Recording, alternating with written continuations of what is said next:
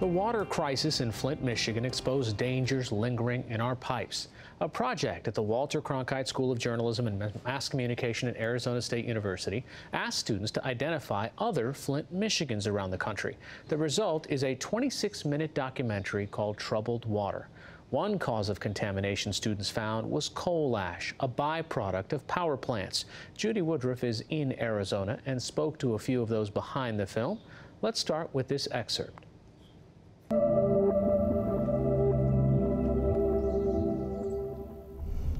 The reason I wanted to show you this neighborhood is there is 279,000 tons of coal ash that is buried.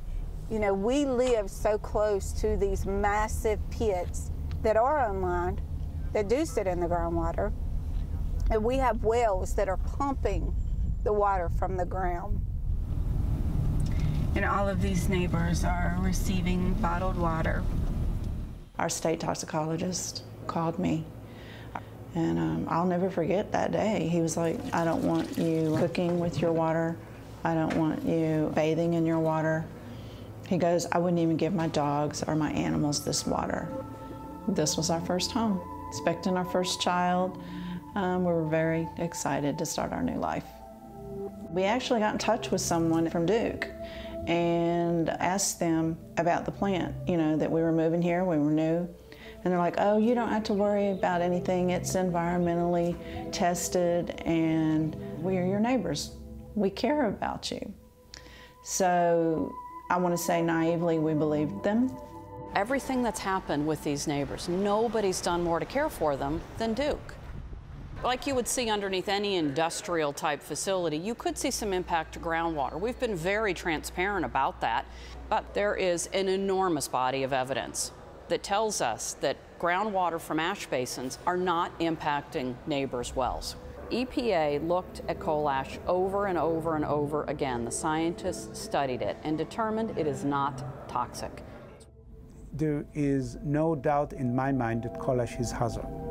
There are numerous studies, and the amount of contaminants that coming from coal ash is alarming. In fact, we also see high level of hexavalent chromium coming from coal ash. Unlike the EPA ruling, it should be considered as hazard waste. However, in the process of looking at the effect of the coal ash, we realized that hexavalent chromium is naturally occurring. Now, the fact that it's naturally occurring, it doesn't mean that it would not hurt you. At the same time, we do see the evidence of coal ash contamination and leaking into the environment. So there is a time bomb. It is ticking, and it's coming. You don't have to be a doctor to take common sense to see, well, this is happening. All the deaths in my 6 or 7 houses, I mean, let's think about that. Too many cancers, and my husband has cancer. When somebody you love and you see them suffering and you can't do anything about it, it's hard. And yes, I feel that it's due to the ashes. When we move here and you can see them actually below, like snow in the air, duh. When we started receiving letters from the state that said, don't drink the water, we really got concerned with that. I know it's naturally occurring, but normal sample would not be as high as it is in our well water. They didn't have all the facts right, but I just want things fixed. I just want things done right. I'm here at Arizona State University in the studios of the Cronkite School with 3 people who worked very closely on this documentary, starting with Professor Jackie Petchel, who, as a member of the faculty, oversaw this project. Seated next to her, Jasmine Spearing Bowen, who is a graduate student here at the Cronkite School. And next to me, Claire Caulfield, who's a recent graduate of the Cronkite School at Arizona State. I want to come back to you, Professor Petchel. The country heard so much about Flint, Michigan, the problem with lead in the water there. People tend to think, well, it happens in some places, but it's not all over the country. But you found it is everywhere. We wanted to look at places like Flint, both in big cities and small cities, and in rural communities and urban communities, and on Native American lands. The project very much was focused on water, but the sort of underlying theme of the whole thing also involved environmental justice, and whether poor communities of color or poorer rural communities had more likelihood of having contaminated water, which appears to be the case. Jasmine, did you find that in the places where you all travel, people in those communities knew what was going on? Were they learning about it? What did you find?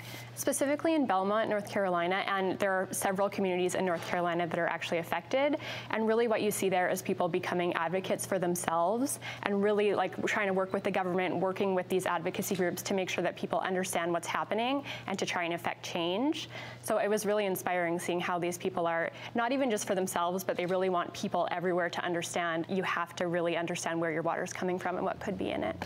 Claire, it's interesting what you said, picking up on Jasmine's point just now, that people shouldn't feel that they're helpless in a situation like this, because I think often people think, oh, it's this big industrial issue or big government issue, but what you're saying is that people really do have the ability to do something about it. They did, and that was one great takeaway from the documentary. When I was in Montana, there's this tribal community, and it was really grassroots effort to start delivering water coolers and free testing kits to these really, really rural places where they're on their own well water. It's economically disadvantaged, so they didn't have all the resources. And so people stepping up, taking their own initiative to bring clean water to kids, because it can really, really hurt children if they're drinking contaminated water. They live with that for the rest of their lives. Yeah, for sure. Professor Petchel, do you think this documentary can make a difference? When people see this, do you think they will take matters into their own hands?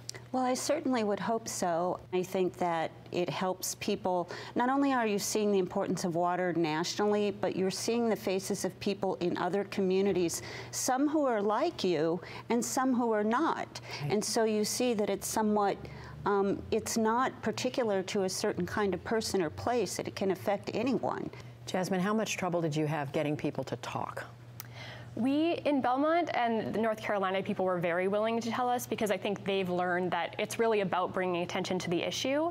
We did have some issues with other places, Tar Creek, for example. I think people just, they've been dealing with this issue. That was Oklahoma. Yeah, that was in Oklahoma. Right. It's been so long, they've been kind of fighting this fight that they just are kind of done with talking about it, it sounds like. Claire, this comes at a time when there's a lot of questions in this country about journalism and whether journalists are honest, whether journalists are doing work that people can believe in and trust. What does this say to you about that, having worked on this? I've learned that it's really important for journalists to spend time with their sources and spend time in the communities that they're going to be covering, especially if the communities are different. When I was in Ringwood, New Jersey, I was working with the Ramapo Lenape Indian community there, and after talking to them a long time, explaining to them how journalism works, how we were going to be filming, and that we did our research and we were going to uphold the highest standards, that's when they started trusting us and understanding that it's important for them to talk about their issues, because otherwise nothing will change. So finally, Jasmine, as you think about going into journalism when you finish graduate school, do you come away from something like this feeling it's more important for you to do this kind of work or not? I definitely do, and I think something like this that's really able to kind of take a deep dive on an issue like this, I think these are the kinds of stories that people really believe that you have done your homework, that you do know what you're talking about, because if you're able to look at the whole country, talk to hundreds of people, and really spend time with people from all different areas of the country, it's really hard for someone to say that's not real. It's such a treat to be here to see this work that you all are doing at the Cronkite School up close. Thank you so much for the work you did on the documentary, and thank you for talking with us. Thank you. Thank you.